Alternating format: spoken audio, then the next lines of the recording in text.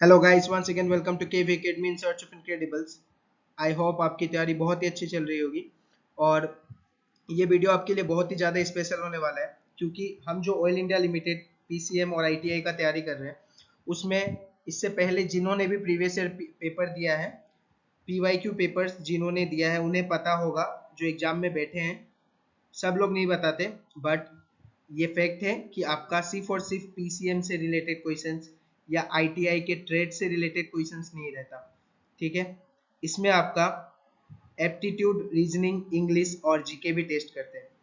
तो आपका क्या क्या पार्ट होता है? रीजनिंग का पार्ट होता है, एप्टीट्यूड का पार्ट होता है, और साथ ही साथ आपका इंग्लिश एंड लास्टली आपका जीके जो हम लोग कहते हैं। इसमें जीके आपका ऑयल रिलेटेड क्वेश्चंस भी रहता है और कुछ इंडिया जीके भी आपका रहता है इसमें साथ ही साथ। तो ऑयल रिलेटेड क्वेश्चंस भी इसमें आपको देखने को मिलता है। तो मैंने सोचा जब आपकी तैयारी करवा ही रहा हूँ तो सारा कुछ हम लोग करके जाए, ताकि एग्जाम में कुछ भी प्रॉब्लम ना आए हमें। हम पीसीएम तो रेगुलर बेसिस पे कर ही रहे हैं, फिजिक्स, केमिस्ट्री, मैथ। साथ ही साथ आईटीआई ट्रेड वालों के लिए मैं कोई क्लास लेके नहीं आ रहा, क्योंकि उनका अलग अलग ट्रेड है, मुझसे अच्छा उनका नॉलेज है उसमें। लेकिन उनको और पीसीएम वालों दोनों को ही रीजनिंग, एप्टीट्यूड, इंग्लिश और जीके में बहुत फोकस करना है, क्योंकि 20 to 30 क्वेश्चंस आपके इन सब से भी रहते हैं। तो 100 क्वेश्चंस में आपके 20 to 30 के बीच में वेरी कर सकता है क्वेश्चंस कितने रहेंगे, ये कोई एग्जैक्ट नहीं बता सकता। लेकिन आपके रीजनिंग, एप्टीट्यूड, इंग्लिश और जीके से ही क्वेश्चंस रहते हैं, ये आपका श्योर है। और प्रीवियस ईयर जितने भी मेरे स्टूडेंट्स ने पेपर दिया है, मुझे उनसे ये बात पता चला है, और मैंने प्रीवियस ईयर जो आपका पेपर कराया है उसमें भी मैंने ये बात बताया। तो आज हम स्पेशली रीजनिंग का पार्ट कर रहे हैं। नेक्स्ट वीडियो में एप्टीट्यूड के लिए लेके आऊंगा आपका, और इसके बाद फिर हम लोग इंग्लिश का पार्ट देख लेंगे, वोकेब में क्या पूछा जाता है, या फिर पैसेज हो गया, या फिर ग्रामर्स में क्या पूछा जाता है। और लास्टली हम ऑयल रिलेटेड कुछ क्वेश्चंस देख लेंगे, ताकि आपका एग्जाम से पहले बढ़िया तैयारी हो सके। तो let us start the video. तो पहला क्वेश्चन आपका सीरीज रिलेटेड क्वेश्चन आता है एग्जाम में। ऑयल इंडिया लिमिटेड का फेवरेट क्वेश्चन है ये। तो ये सीरीज का क्वेश्चन देखिए, आपका यहाँ 39 से 42 है, मतलब यहाँ पे आपका +3 हो रहा है। और नेक्स्ट अगर हम देखेंगे 42 से 48, अगर नंबर सामने सामने होता है तो हमारा सबसे पहला तरीका होता है करने का, या तो एड या तो सब्सट्रैक्ट हो रहा होगा। तो नंबर बहुत ही सामने सामने है, तो हम देख रहे हैं कि इसमें आपका नंबर्स ऐड हो रहा है। ठीक है, और नंबर आप देख रहे हैं किस तरीके से ऐड हो रहा है। तो 3, 6, 9, इसमें आपका 12 ऐड हो रहा है। तो आप देख रहे होंगे ये 3 का टेबल चल रहा है, 6, 9, 12। अगला टेबल में क्या आता है? तो अगला आपका 15 आता है। और अगर आपको चेक करना है कि मैं सही जा रहा हूँ कि नहीं, तो अगला आप 15 के बाद 18 करके भी देख सकते हैं। तो जैसे हम इसमें 15 ऐड करते हैं तो कितना होता है? तो ये आपका 79 और 5 74 हो रहा है। सॉरी, 15 अगर हम ऐड करते हैं इसमें, हाँ ठीक है, ये पार्ट मुझे कहने में थोड़ा मतलब मिस्टेक हो गया। तो 69 में अगर हम 15 ऐड करते हैं तो ये 79 और 5 आपका 84 आता है। तो 84 में अगर हम 18 ऐड करते हैं तो आपका 102 बन रहा है कि नहीं, वो देख लीजिए आप। तो 84 में 18 अगर ऐड करते हैं तो आपका 102 ही बनता है। ठीक है, तो ये आपका पहला क्वेश्चन था, जो ये टाइप बहुत ही इंपॉर्टेंट टाइप है। तो फर्स्ट टाइप मैंने आपको करा दिया। इसी तरीके से जितने भी टाइप्स के क्वेश्चन रीजनिंग रिलेटेड आपके ऑयल इंडिया लिमिटेड में पूछे जाते हैं, पीसीएम और आईटी दोनों के लिए बहुत ही इंपॉर्टेंट पार्ट है एग्जाम से पहले। जरूर ये पूरा वीडियो देख के जाए और लास्ट तक वीडियो में बने रहे। नेक्स्ट आपका इस सिलोगिज्म का क्वेश्चन पूछा जाता है। तो सम कूलर्स और मिक्सचर यहाँ कहा गया है। तो सिलोगिज्म के क्वेश्चन हम इस तरीके से बनाते हैं। तो कुछ कूलर कहा जा रहा है कि मिक्सचर है, कुछ मतलब सम के लिए हम लोग इस तरीके से डायग्राम बनाते हैं, and some mixture are scissors. और कहा गया है कि कुछ मिक्सचर जो है वो सीजर्स है। ठीक है, एस से डिनोट कर रहा हूँ मैं। और कुछ सीजर्स कहा जा रहा है कि नाइफ है। तो ये आपका स्टेटमेंट है। ठीक है, ये आपका स्टेटमेंट है, और स्टेटमेंट के बाद हमें कंक्लूजन पढ़ के बताना है कि कौन सा कंक्लूजन सही होगा। तो सम नाइफ्स आर मिक्सचर, कुछ नाइफ्स क्या मिक्सचर आपको दिख रहे हैं। ठीक है, तो इनके बीच में कोई रिलेशन नहीं है, तो पहला वाला तो आपका गलत है। नेक्स्ट है सम सीजर आर कूलर, कुछ सीजर कूलर, इनके भी बीच, सीजर और कूलर के बीच कोई रिएक्शन नहीं है, देख लीजिए आप। मतलब कोई रिलेशन नहीं है, तो ये वाला भी आपका गलत हो गया। थर्ड है आपका सम नाइफ्स आर कूलर, कुछ नाइफ्स कूलर है क्या, इनके भी बीच आपका कोई रिलेशन नहीं है। ठीक है, तो ये थर्ड वाला भी गलत है। और no knives is a mixture, कोई भी नाइफ मिक्सचर नहीं है। तो नाइफ और मिक्सचर का कोई रिलेशन नहीं है, हम नहीं बता सकते कि कोई नाइफ मिक्सचर है या नहीं। तो अगर अब कोई कंक्लूजन में अगर आप कुछ बता भी नहीं पा रहे मतलब क्लियरली, तब भी वो गलत होता है। तो आपके ऑप्शन में दिया रहेगा ओनली 1:2, ओनली 2:2, मैंने उस तरीके का ऑप्शन नहीं दिया। तो नॉन ऑफ दिस आपका जो ऑप्शन रहेगा वो आपका करेक्ट ऑप्शन बनेगा इस क्वेश्चन के लिए। इस तरीके से इसका ऑप्शन होता है, ओनली 1:2 या ओनली 2:2, 1 and 2 are 2, इस तरीके से। ठीक है, तो none of this will be your correct answer. तो नेक्स्ट क्वेश्चन है आपका, इस तरीके से सीरीज में क्वेश्चन पूछा जाता है। इसको करने का सबसे बेस्ट तरीका ये है कि आप पहले सीरीज में कितने सारे ब्लैंक्स है और कितने नंबर से सबको कितने सारे लेटर है सबको एक बार काउंट कर ले। 1 2 3 4 5 6 7 8 9 10 11 12 13 14 15 16 17 18 19 20 20 है। तो 20 अगर है तो हम 5 5 का भी मतलब 5 5 में भी इसे डिवाइड कर सकते हैं, या फिर आप चाहे तो 4 4 में कर सकते हैं। मैं 5 5 में कर रहा हूँ। देखिए आपका m n, उसके बाद 2 गैप में ले रहा हूँ, और एस 5 में कर रहा हूँ। क्यों 5 में कर रहा हूँ? क्योंकि टोटल 20 है, तो 5 5 में 4 बार मैं कर लूंगा इसे डिवाइड। 1 2 3 4 5 यहाँ पे आपका नेक्स्ट डिवाइड कर रहा हूँ, और फिर 1 2 3 4 5 यहाँ पे आपका नेक्स्ट डिवाइड कर रहा हूँ। एक कॉमन सीक्वेंस दिख रहा है कि m से स्टार्टिंग हो रहा है, आप दिख रहा होगा, तो m n। ठीक है, तो m के बाद n आता है, मतलब यहाँ हमको समझ आ गया कि मेरा n आएगा। उसके बाद पी ओ आता है, यहाँ हम पुट करके देखते हैं कि पी और यहाँ पे ओ, क्योंकि मुझे दिख रहा है। लास्ट आपका एस होता है, तो यहाँ भी मैं एस पुट करके देख रहा हूँ। फिर से आप देखिए सब में यही फॉलो हो रहा है, M N P O S, फिर M N P O S, तो यही सीक्वेंस चल रहा है, M N P O S वाला। ठीक है, अभी आपने क्या किया, पुट किया P O N S.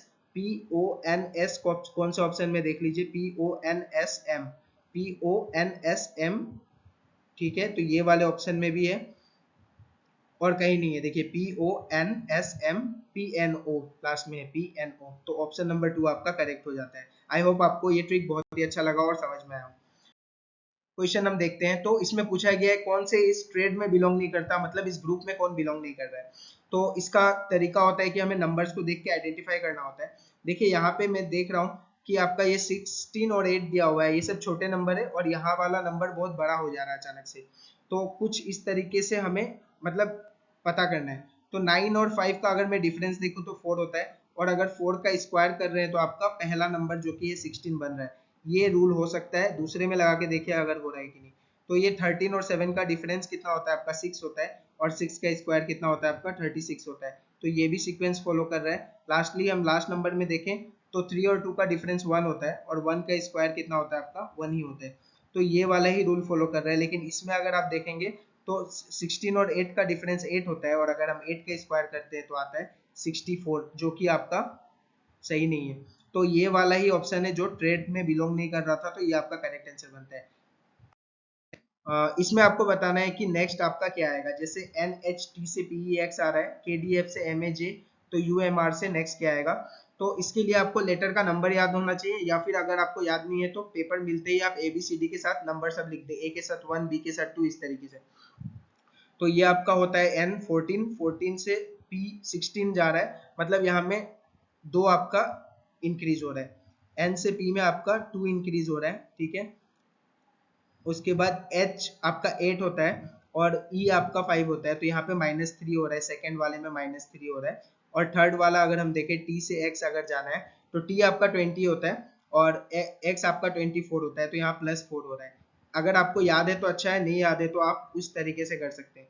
Next में भी हम करके देख सकते हैं कि आपका 11 होता है, या आपका 13 होता है M, तो +2 हो रहा है, वापस से सेम सीक्वेंस ही चल रहा है। और D आपका कितना होता है, 4 होता है, और A1 होता है, तो यहाँ पे सेकंड वाले में -3 चल रहा है। और लास्ट वाला अगर हम देखें F से J, तो F से J में आपका +4 चल रहा है, क्योंकि X आपका 6 होता है और J आपका 10 होता है। ठीक है, तो ये आपका सीक्वेंस है। तो यहाँ से आपको यहाँ तक समझ में आया होगा। तो ये क्या क्या रूल चल रहा है इसमें, +2 -3 और उसके बाद +4। तो U से अगर हम +2 करते हैं, U का आपका 21 होता है, तो 23 बनता है, 23 W के लिए। उसके बाद M से अगर हम देखें -3, तो आपका 10 बनता है, जो कि J के लिए है। और R आपका होता है 18, 18 में 4 प्लस करते हैं तो आपका 22, मतलब कि V आता है।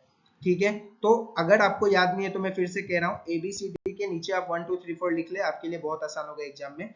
कुछ आपको नहीं करना है, पेपर मिलते ही आप ये लिख ले पहले। ठीक है, चलते हैं।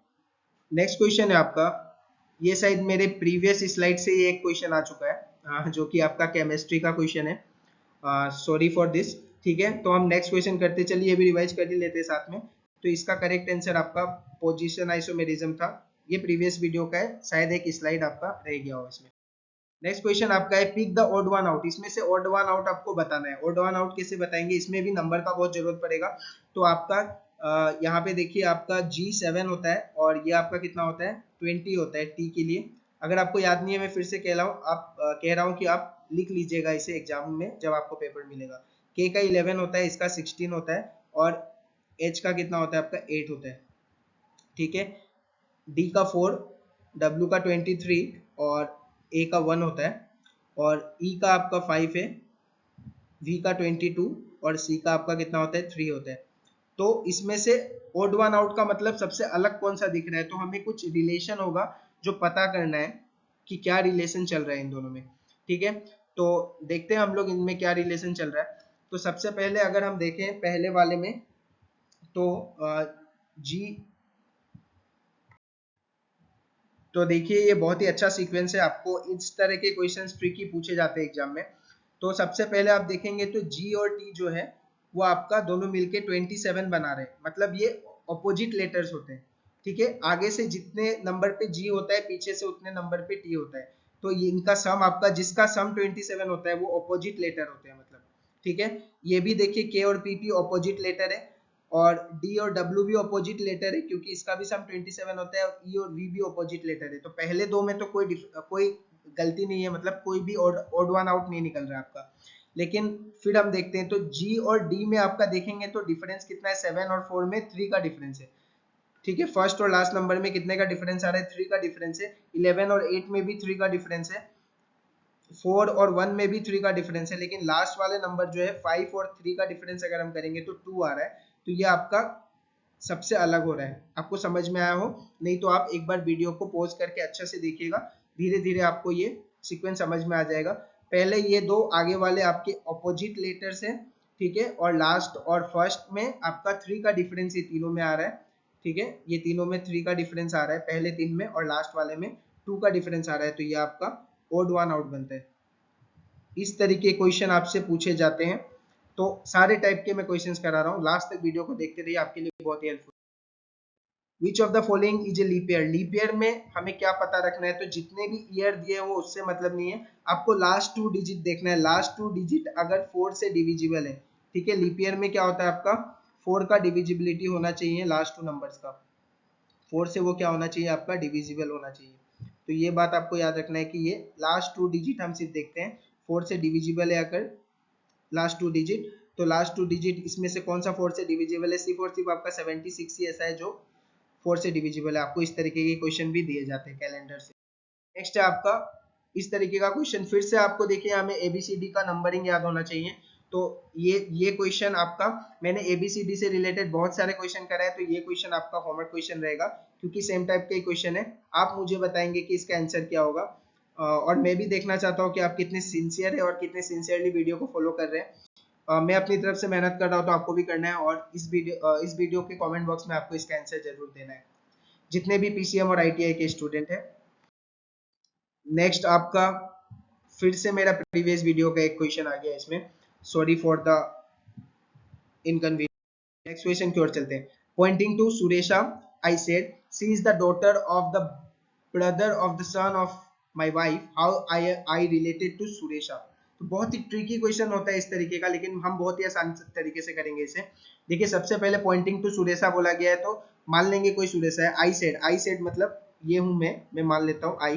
ठीक है, आई सेड, ऐसे क्वेश्चन में हम क्या करते हैं, C is the daughter of the, तो सी मतलब सुरेशा का बात हो रहा है। तो हम लोग ऐसे क्वेश्चन में क्या करते हैं, पीछे से रिलेशन को पकड़ते हैं। पीछे से रिलेशन जब पकड़ते हैं तो अपने आप ही आंसर मिल जाता है। आप देखिएगा कैसे, C is the daughter of the brother of the son of my wife. तो माई वाइफ से आपको पकड़ना है। तो माई वाइफ का मतलब आई जो मैं कह रहा हूं वो मेरी वाइफ, मतलब माई वाइफ, तो मेरी जो वाइफ है। और हम क्या करते हैं, औरत को हम क्या करते हैं, ओमेन को आपका माइनस से देते हैं और मेन को हम प्लस से डिनोट करते हैं ताकि हमें समझने में आसानी हो। तो आपको ध्यान रखना है ये माई वाइफ, मेरे वाइफ का, पीछे से हम जा रहे हैं, देखिएगा क्वेश्चन को करना आगे से थोड़ा मुश्किल है लेकिन पीछे से बहुत आसान है। मेरी वाइफ का सन, तो मेरे वाइफ का कौन, सन। सन के लिए हम क्या करेंगे, प्लस देंगे क्योंकि हम लड़के के लिए प्लस ही लिखते हैं। ऑफ द ब्रदर, ठीक है, ठीक है, ये आपको समझ में आ रहा है। तो मेरे सन का ब्रदर, सन का फिर किसका बात किया, ब्रदर का, तो पीछे से हम जा रहे हैं। ठीक है, डॉटर, उसकी डॉटर है। ठीक है, सन की ब्रदर की कौन है, ये डॉटर है, सुरेशा, सन की ब्रदर की डॉटर है। तो ये जो सुरेशा है, ये है आपकी सुरेशा, में यहाँ एस लिख देता हूँ।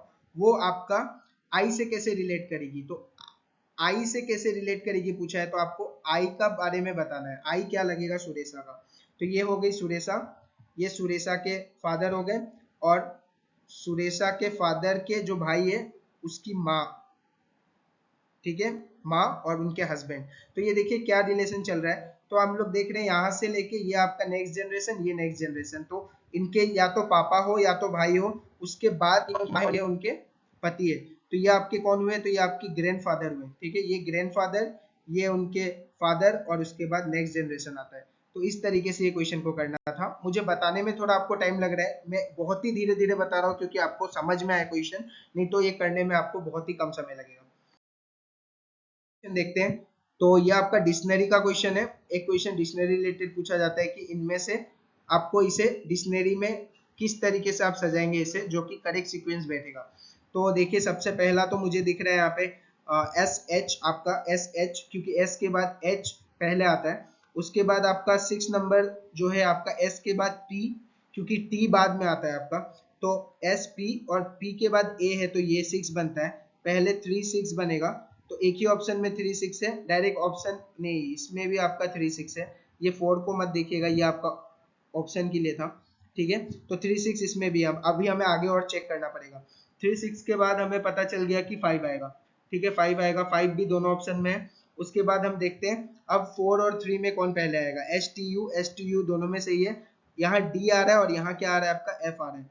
तो डी और एफ में हमें देखना है। एस टी यू, अच्छा हमने ये नहीं देखा, एस टी यू से पहले S T U, S T R भी है, तो एस टी आर पहले आता है आपका, तो 1 यहाँ पे भी है। अब हमें 2 और 4 में चेक करना है। देखिए ये दोनों ऑप्शन आपको इस तरीके से सजा के दिया था कि आप इसमें कंफ्यूज होंगे। अब 2 और 4 में पहले कौन आएगा, तो एस टी यू डी है और यहाँ एस टी यू एफ है, तो डी पहले आता है आपके अल्फाबेट्स में, तो 2 पहले आएगा, मतलब option number 1 is your correct answer.